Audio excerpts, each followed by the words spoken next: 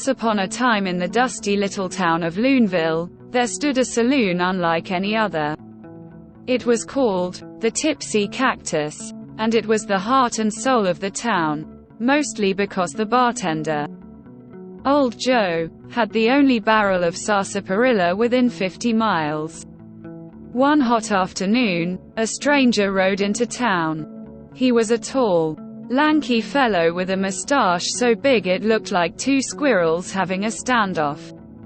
He swaggered into the Tipsy Cactus and leaned against the bar. "I'll have a sarsaparilla," he drawled. Old Joe eyed him suspiciously. "What's your name, stranger?" "Folks call me Slim Jim," he said, flicking a dust bunny off his shoulder. "Well, Slim Jim, we don't just serve sarsaparilla to anyone round here.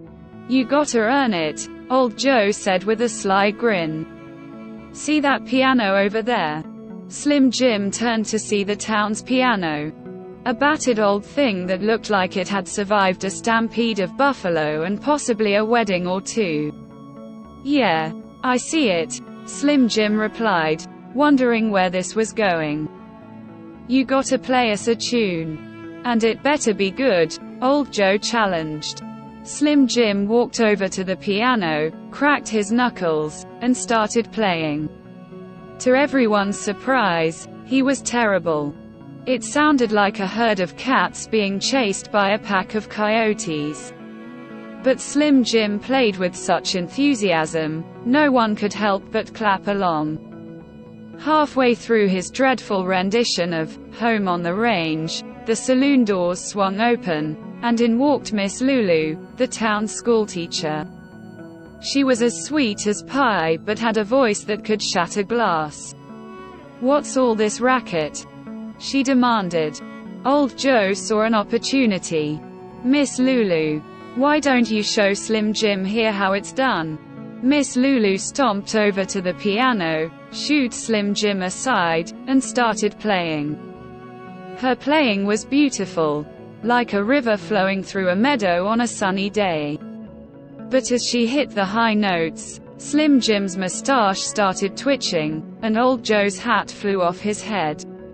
All right, Old Joe shouted. "You've earned your sarsaparilla." As Slim Jim sat down with his hard-earned drink, the doors burst open again.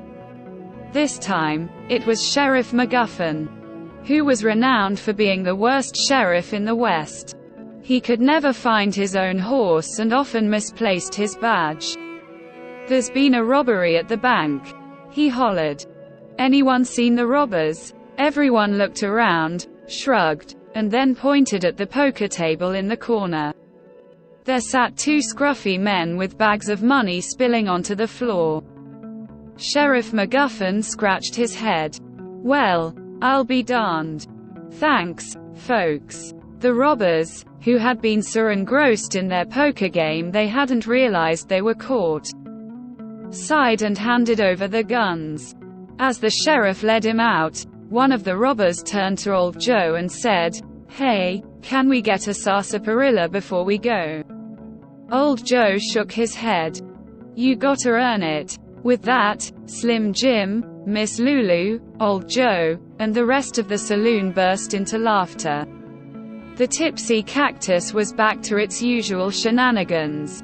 And Slim Jim decided Loonville was the perfect place to settle down, right next to the sarsaparilla barrel.